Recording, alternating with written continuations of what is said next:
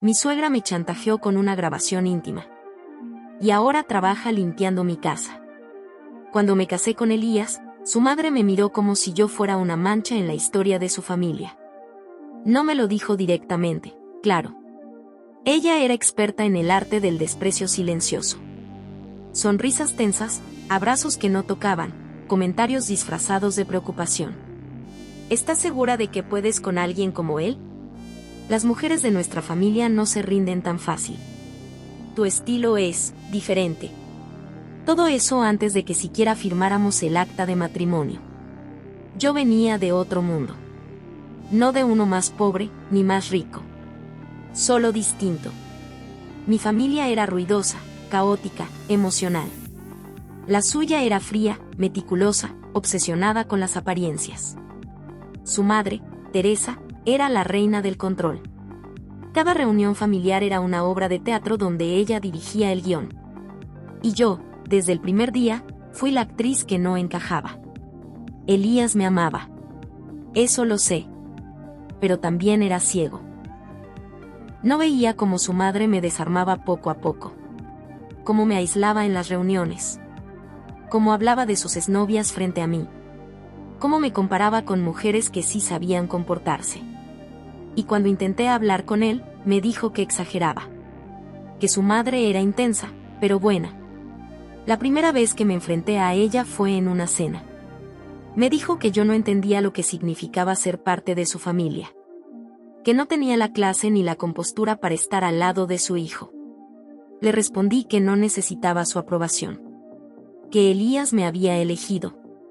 Me miró con una sonrisa que no olvidaré jamás. Los hombres eligen por impulso. Las madres corrigen por amor. Ahí supe que no iba a detenerse. Y no lo hizo. Un mes después, recibí un sobre sin remitente. Dentro, había una memoria USB. La conecté. Era una grabación. Mía. Íntima. De una noche con Elías. No era vulgar.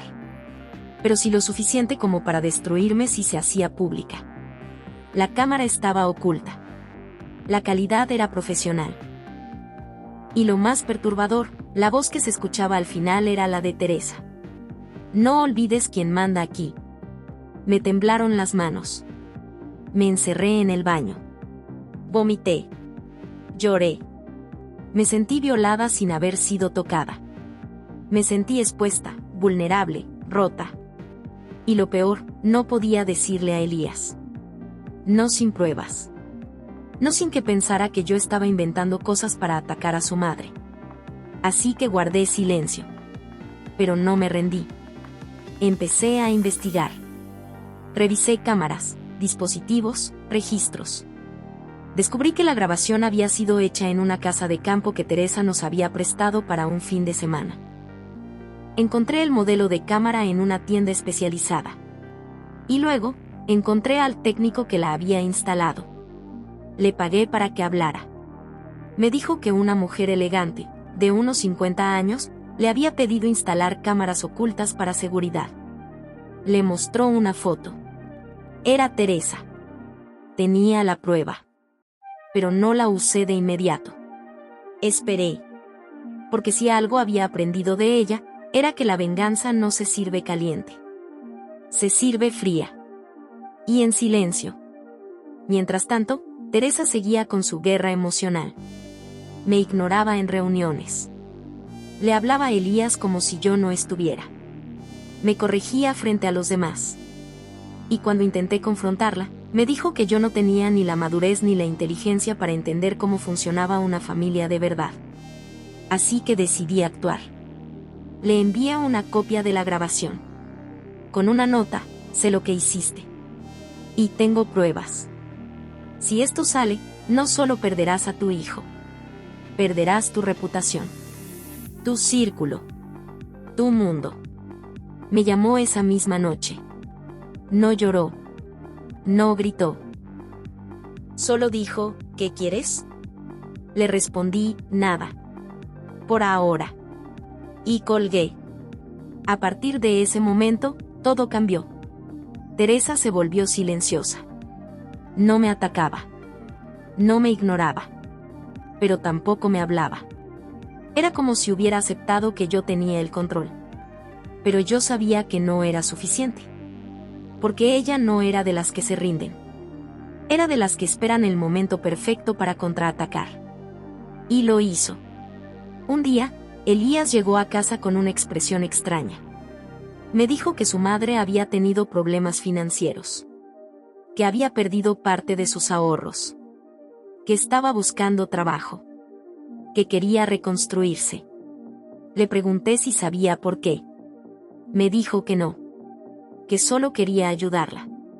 Y entonces, se me ocurrió la idea. Le dije que necesitábamos ayuda en casa. Que yo estaba cansada. Que necesitábamos a alguien que limpiara, que cocinara, que organizara. Que si su madre quería reconstruirse, podía empezar por ahí. Elías dudó. Pero aceptó. Y así, Teresa empezó a trabajar en mi casa. No como suegra. Como empleada. La primera vez que la vi con guantes, limpiando el baño, supe que la venganza estaba completa.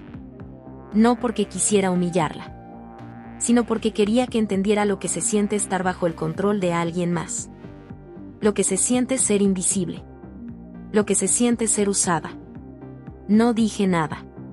No la traté mal. No la expuse.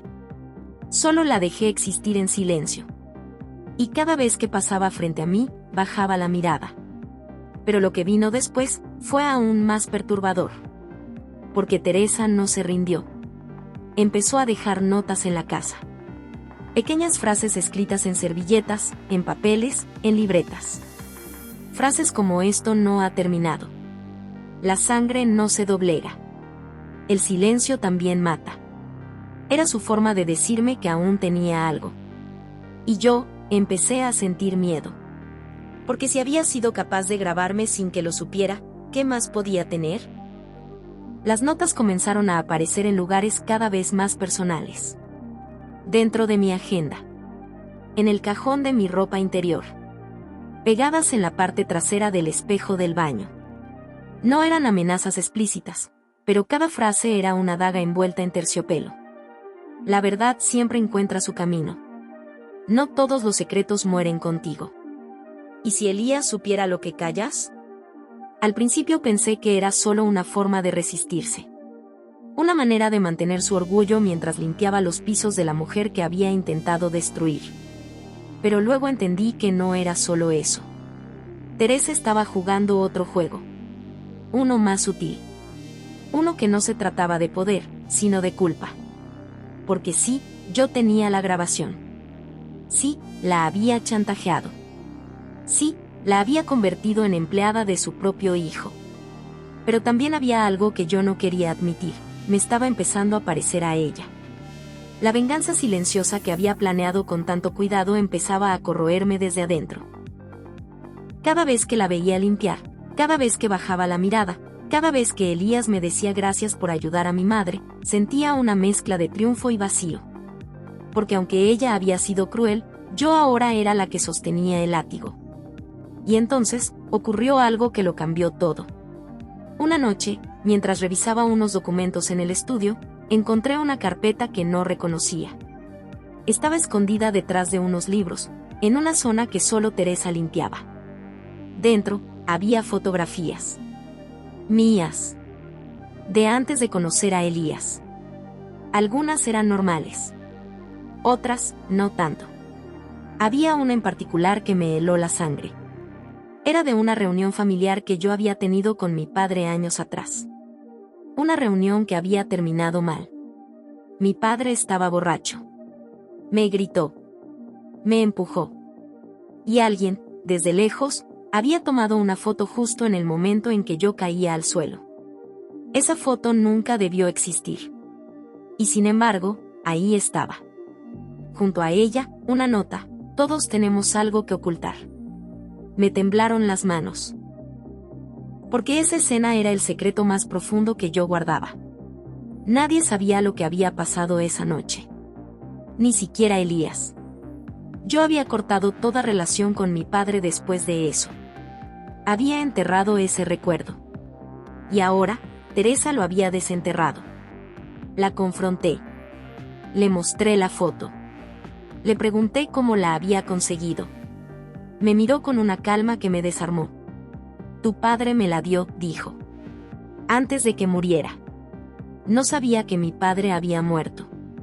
Me lo dijo como si fuera una revelación casual. Como si no supiera que estaba rompiendo algo dentro de mí. Me dijo que tú eras peligrosa. Que tenías una oscuridad que nadie conocía. Que algún día, esa oscuridad saldría. No lloré. No grité. Solo me senté. Porque en ese momento, entendí que Teresa no solo me había investigado. Me había diseccionado. Me había estudiado. Me había convertido en su proyecto. Y lo peor, tenía razón. Yo sí tenía una oscuridad. Una furia contenida que había nacido esa noche con mi padre. Una necesidad de control. De justicia. De castigo. Y Teresa la había visto desde el principio. Le pregunté por qué me había grabado. ¿Por qué había intentado destruirme? Me dijo que no era por odio. Era por miedo. Mujeres como tú no se conforman. No se adaptan. No se doblegan. Y los hombres como mi hijo, no saben cómo manejar eso. Me dijo que había querido proteger a Elías. Que había visto en mí una amenaza. Que había intentado eliminarme antes de que yo lo destruyera. Pero luego, cuando vio que yo no me rendía, decidió cambiar de estrategia. Ahora quiero entenderte, dijo. Quiero saber cómo se construye una mujer como tú. Era una confesión devastadora. Porque no era una disculpa. Era una rendición. Y entonces, me entregó algo más. Una grabación. No mía. De ella. Era una conversación entre Teresa y su esposo, años atrás. Él la humillaba. La insultaba. Le decía que nunca sería suficiente. Que su hijo merecía algo mejor. Que ella era una carga. La escuché en silencio. Y entendí que Teresa no era solo una villana. Era una víctima convertida en verdugo. Una mujer que había sido destruida por el hombre que debía protegerla. Que había reconstruido su identidad a través del control. Que había convertido el dolor en poder. Y ahora, ese poder se había vuelto contra ella. Le pregunté por qué me daba esa grabación. Me dijo, porque tú ganaste. Pero quiero que sepas lo que cuesta ganar. Desde ese día, algo cambió entre nosotras. No nos hicimos amigas. No nos perdonamos. Pero dejamos de fingir. Teresa siguió trabajando en mi casa. Pero ya no dejaba notas. Ya no bajaba la mirada. Y yo, dejé de verla como enemiga. Porque entendí que la guerra entre mujeres no siempre tiene vencedoras. A veces, solo deja ruinas. Pero lo que vino después, fue el verdadero giro. Porque Elías encontró la grabación. La mía. La que yo había usado para chantajear a su madre. Y lo que hizo fue inesperado. Elías encontró la grabación por accidente.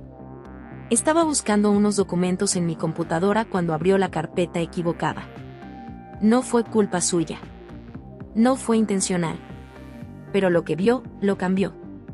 Me lo dijo esa misma noche. No con rabia. No con reproche. Con una tristeza que no había visto en él jamás.